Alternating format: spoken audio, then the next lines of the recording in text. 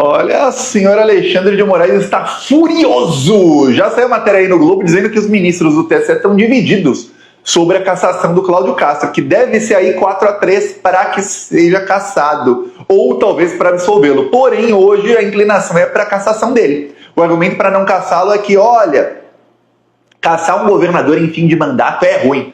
Que argumento fraco, hein? Pois bem, o Alexandre de Moraes, que não faz parte mais do TSE, abriu uma investigação da Polícia Federal que vai pegar aí agentes públicos, ou seja, prefeitos, governadores, senadores, deputados, vereadores, que são parte aí das facções criminosas. E olha, essa investigação, segundo aí matérias que saíram hoje na imprensa, são uma resposta a uma coisa que o Cláudio Castro fez. Vamos lembrar, antes de fazer aquela operação no Rio de Janeiro em que matou um monte de gente e fez a popularidade dele aumentar muito entre a extrema-direita, o Cláudio Castro enviou uma carta ao governo Trump, falando ali, detalhando as operações das facções criminosas, né, do Comando Vermelho no caso, e pedindo ajuda ao governo Trump. Também pediu para que o governo Trump coloque ali o Comando Vermelho como um grupo narcoterrorista, ou seja, um grupo terrorista.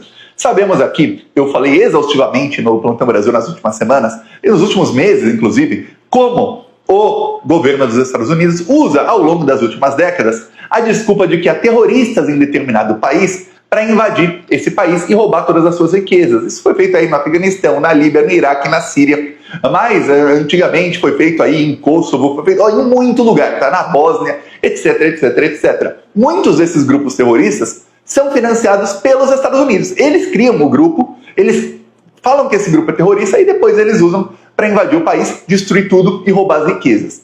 Pois bem, agora, com o apoio da extrema-direita, querem fazer o mesmo. E aí teve um problema, que é problema para o Brasil. O governo Trump respondeu à carta do Cláudio Castro.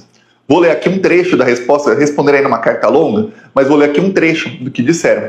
Disseram, olha, neste momento de luto, reiteramos nosso respeito e admiração pelo trabalho incansável das forças de segurança do estado do Rio de Janeiro e, aí vem a parte pior, colocamos-nos à disposição para qualquer apoio que se faça necessário. E aí, ele quer colocar ali o DEA, que é ali a parte da polícia dos Estados Unidos que cuida de drogas, principalmente no exterior, para troca de informações com instituições de combate ao narcotráfico dos Estados Unidos, já que se trata de crime com ramificações internacionais. Essa interlocução nada tem a ver com qualquer permissão a ações do governo americano em solo brasileiro, até porque não é permitido pela legislação brasileira. Quer dizer, a nossa polícia não vai agir no solo brasileiro. Mas ele já respondeu dizendo, sei não, se você precisar, tamo aí. Já é um passo. A má notícia para os bolsonaristas, que caiu mal para eles, foi o seguinte, aí eu vou te dar a boa notícia para nós. Em nenhum momento ele sinalizou que vai colocar o Comando Vermelho como um grupo terrorista. Em nenhum momento. Pior, em abril desse ano, eu lembro que eu fiz chacota nesse dia, como eu dei risada aquele dia, o Trump mandou, o governo Trump, a Secretaria de Estado, né, o Trump nem deve saber disso, mandou um cara do terceiro escalão, que é o responsável ali por detectar terroristas em outros países. Ele foi ao Brasil. E o Eduardo Bolsonaro chegou a dizer que, olha, ele veio aqui para aplicar a lei Magnitsky no Alexandre de Moraes, olha só, olha só. E o Eduardo Bolsonaro tentou se encontrar com ele estava ainda no Brasil, era só em março. E o cara ignorou o Eduardo Bolsonaro.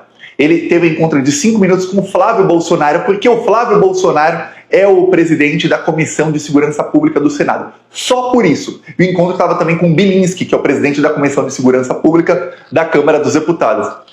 Que lixo que é o nosso Congresso Nacional, hein? Pois bem, aí esse cara minimizou tudo, falou que vi aqui tudo que tinha para ver, ok, tchau. E foi embora e ignorou completamente os bolsonaristas que achavam que ele ia ali para aplicar a lei Magnitsky.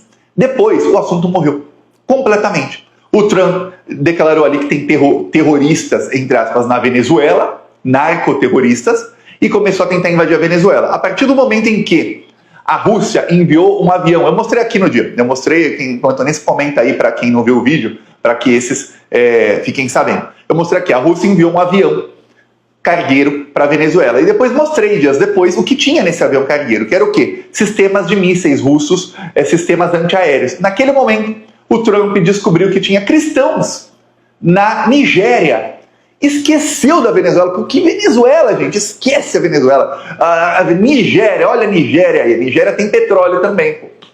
Eu vou pegar da Nigéria. Tem pouco, mas pô, melhor pouco do que nada. Tem terras raras na Nigéria e tem petróleo. Pouco petróleo e poucas terras raras, melhor do que eu brigar com a Rússia. Na Nigéria não tem proteção de ninguém. Pô, e agora ele começou a ameaçar e invadir a Nigéria.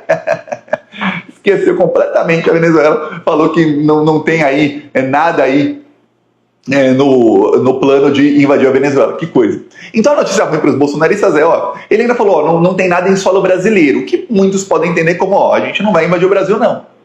Balde de água fria para o Cláudio Castro. Porém, o Alexandre de Moraes está furioso, está borbulhando de ódio. Porque, peraí, você primeiro descumpre uma ordem, que era uma ordem do Supremo Tribunal Federal, que foi votada, tá? Foi 11-0, até os bolsonaristas votaram, que não pode ter uso excessivo de força em operações nas favelas.